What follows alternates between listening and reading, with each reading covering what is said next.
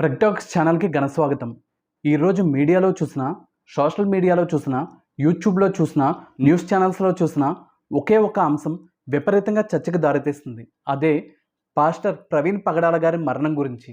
అయితే ఆయన మరణం గురించి ఎందుకు చర్చ జరుగుతుంది అంటే, ఆయన మరణం ఎంతో మిస్టీరియస్గా ఉండడం కారణంగానే ఇదంతా జరుగుతుందని మనం చెప్పొచ్చు. వాస్తవానికి ప్రవీణ్ పగడాల గారు నిన్నటి రోజున రాజమండ్రికి సమీపంలో ఉన్న కొవ్వూరులో ఒక చర్చిలో తన ప్రసంగాన్ని ఇవ్వడానికి వచ్చారు. రాత్రి 10:30 గంటల వరకు కొవ్వూరులోనే ఆయన ఉన్నట్టు సమాచారం ఉంది. అయితే ఆ తర్వాత ఆయన బైక్ మీద రాజమండ్రి బయలుదేరి వెళ్ళారు. రాజమండ్రి బయలుదేరి వెళ్ళిన ఆయన మార్గమధ్యంలో దివాన్ చెరువు ఫోర్త్ బ్రిడ్జ్ దగ్గర ఆయన అనుమానాస్పదంగా మరణించి పడి ఉండడం వల్ల అందరికీ అనుమానాలు మొదలయ్యాయి. ఇంతకీ ఆయన ఎక్కడ పడి ఉన్నారంటే, రోడ్డు పక్కన ఆయన బైక్తో పాటు పడి ఉన్నారు. అయితే బైక్ అలాగే ఏమాత్రం డ్యామేజ్ అవ్వకుండా, బైక్కి ఏమీ కూడా అసలు డ్యామేజ్ అయితే అంటే ఒక మనిషి చనిపోయి అంత భారీ యాక్సిడెంట్ అయ్యి మొహం మొత్తం ఛిద్రమైపోతే బైక్ ఏ విధంగా ఉండాలో మనం ఊహించవచ్చు. కానీ బైక్ రోడ్డు మీద నుంచి ఆ కిందకున్న స్లోప్కి పడిపోయాక బైక్ ఏమాత్రం డ్యామేజ్ అవ్వకపోగా బైక్ అలా నిలబడి ఉంది.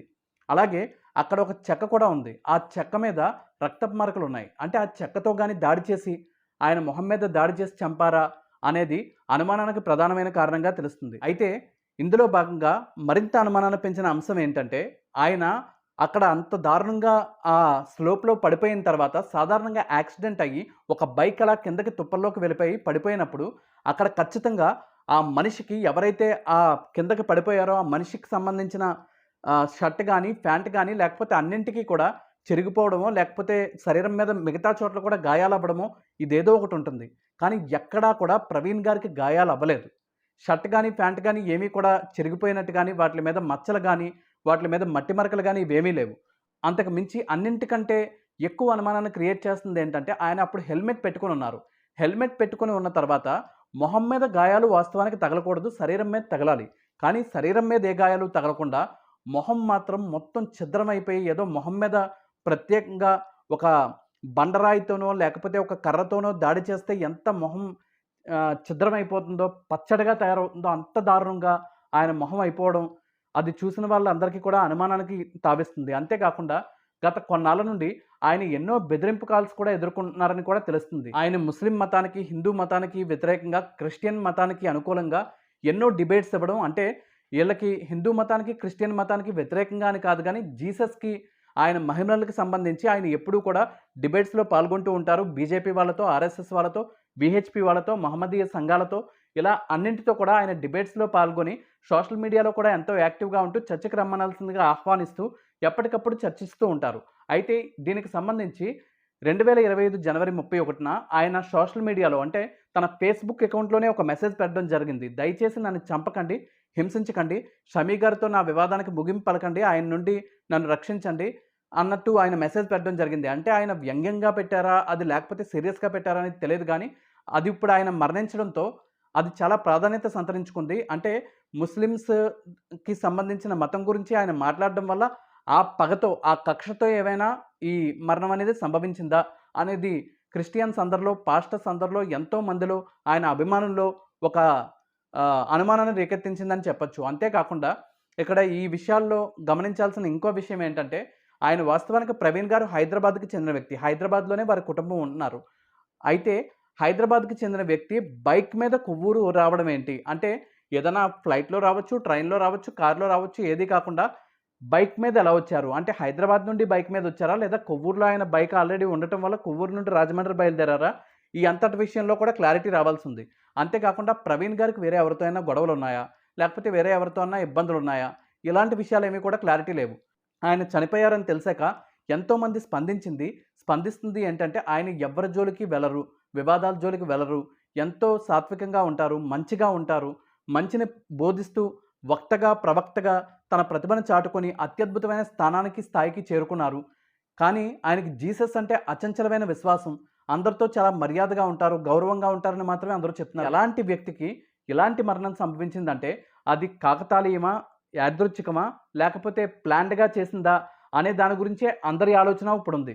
ఎలాగైనా కూడా ఈ విషయంలో పోలీసులు తగిన చర్యలు తీసుకొని, చొరవ తీసుకొని వీలున్నంత త్వరగా ఇన్వెస్టిగేషన్ పూర్తి చేసి అసలు వాస్తవాలేంటో ఫైండ్ ఔట్ చేసే వరకు క్రైస్తవ మతాన్ని ఆరాధించే వాళ్ళలో, ప్రవీణ్ గారిని ఆరాధించే వాళ్ళలో, అక్కడున్న క్రైస్తవ సంఘాల వారిలో ఈ సంఘటనకు సంబంధించి ఎంతో బాధ, నిర్లిప్తత నెలకొని ఉందని చెప్పొచ్చు. ఈ విషయంలో క్రైస్తవ మత ప్రబోధకుడు కేఏ పాల్ గారు గాని, లేదా సినీ నటుడు, పాస్టర్ కూడా అయిన రాజా గారు, మహాసేన రాజేష్ గారు, ఇలా క్రైస్తవ మతానికి సంబంధించి కానీ, నార్మల్‌గా ప్రవీణ్ గారిని అభిమానించే వాళ్ళు గాని ఎంతోమంది స్పందిస్తున్నారు. అయితే అందరూ కూడా ఒకటే విషయం విజ్ఞప్తి చేస్తున్నారు జనాలకు కూడా. ఏంటంటే, అసలు ఆయన మరణం సహజమా? అసహజమా? లేకపోతే ఎవరైనా చేసిందా అనేది ఏ విషయంలో కూడా ఎవ్వరికీ స్పష్టత లేదు. అయితే నిన్న రాత్రి 7:30 గంటల ప్రాంతం నుండి ఆయన మొబైల్ ఫోన్ రింగ్ అవుతూనే ఉన్నా రెస్పాండ్ అవ్వడం లేదు అనేది వార్త అందరికీ తెలిసిందే. ఎందుకంటే అది ఎంతోమంది ఆయనకి క్లోజ్‌గా ఉన్నవాళ్ళు, అక్కడ కొవ్వూరులో ప్రోగ్రామ్ అరేంజ్ చేసిన వాళ్ళు, లేదంటే రాజమండ్రిలో ప్రోగ్రామ్ అరేంజ్ చేసిన వాళ్ళు, ఇంకొకరెవరో ప్రోగ్రామ్ అరేంజ్ చేసిన వాళ్ళు, ఆయన షెడ్యూల్ ఉన్నవాళ్ళు కూడా కాల్ చేస్తుంటే అవ్వడం లేదని మీడియాలో కొంతమంది మాట్లాడడం జరిగింది. సో, నిన్న నైట్ నుండి ఆయన స్పందించడం లేదు. అంటే ఈ సంఘటన ఏ టైంలో జరిగింది అనేది కూడా ఎవరికీ క్లారిటీ లేదు. ఈ నేపథ్యంలో ఆయన్ని అభిమానించే వేలాది మందికి, లక్షలాది మందికి లేనిపోని కన్‌ఫ్యూజన్‌లు గాని, ఇంకా ఇబ్బంది పెట్టే విధంగా, ఇంకా రకరకాల వ్యాఖ్యానాలు చేయడం గాని అందరూ మానుకోవాలని, వాస్తవానికి పోస్ట్‌మార్టం త్వరలోనే జరగబోతుంది కాబట్టి, ఆ పోస్ట్‌మార్టం జరిగిన తర్వాత ఆ రిపోర్ట్‌లో వచ్చిన దాన్ని బట్టి ఇది హత్య, లేకపోతే సాధారణమైన మరణమా, లేదంటే ప్రమాదవశాత్తు జరిగిన మరణమా అనేది తెలియక మాత్రమే ఎవరైనా స్పందిస్తే సరైన విధంగా ఉంటుందని, అంతకు ముందు ఎవరు స్పందించినా అది ఊహే తప్ప, ఊహాజనితమే తప్ప సరైన విధానం కాదని అందరూ పేర్కొన్నారు. అయితే ఇందులో భాగంగా కొంతమంది మాట్లాడుతూ ఇది క్రైస్తవ మతంపై జరిగిన దాడి, క్రైస్తవులపై జరిగిన దాడి, క్రైస్తవులు కాబట్టి కొంతమంది ఎలా పడితే అలా మాట్లాడుతున్నారు, క్రైస్తవుల మీద దాడులు జరుగుతున్నాయని కూడా ఇందులో మతాలని, కులాలని, విద్వేషాలని రెచ్చగొట్టే విధంగా మాట్లాడుతున్నారు. వాస్తవానికి ప్రవీణ్ గారు క్రైస్తవుడా? లేకపోతే ఇంకో మతానికి చెందినవారా? అనేది పక్కన పెడితే ఏ వ్యక్తి అయినా ఇలా మరణించినప్పుడు, ఇంత బాధాకరంగా మరణించినప్పుడు దానిపై సమగ్రమైన విచారణ జరగాలి. విచారణ జరిగిన తర్వాత అందులో నిజానిజాలు తెలుసుకోవాలి. నిజానిజాలు తెలుసుకున్న తర్వాత దానికి బాధ్యులు ఎవరైనా వారిని కఠినంగా శిక్షించాలి. దానికి కులమతాలు, వర్గ వైషమ్యాలతో ఏమాత్రం సంబంధం లేదు. కాబట్టి ఈ అంతట్లో ఈ మరణంలో దయచేసి ఎవరు కూడా కులాలు, మతాలు ఇలాంటివేమీ ప్రస్తావించకుండా ఆయన మంచి వ్యక్తి, ఆయనకి ఇలాంటి మరణం రాకూడదు అనేది ప్రతి ఒక్కరు కోరుకుంటున్నారు. ఆయన గురించి ప్రతి ఒక్కరు ఆలోచిస్తున్నారు.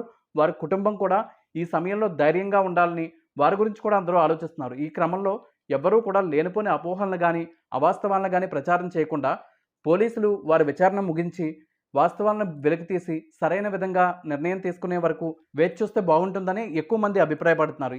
ఈ నేపథ్యంలో ప్రవీణ్ గారి పవిత్రాత్మకి శాంతి చేకూరాలని, ఆ భగవంతుడు వారి కుటుంబానికి ఈ కష్టాన్ని తట్టుకునే ధైర్యాన్ని ప్రసాదించాలని మనస్ఫూర్తిగా కోరుకుందాం. Thank you.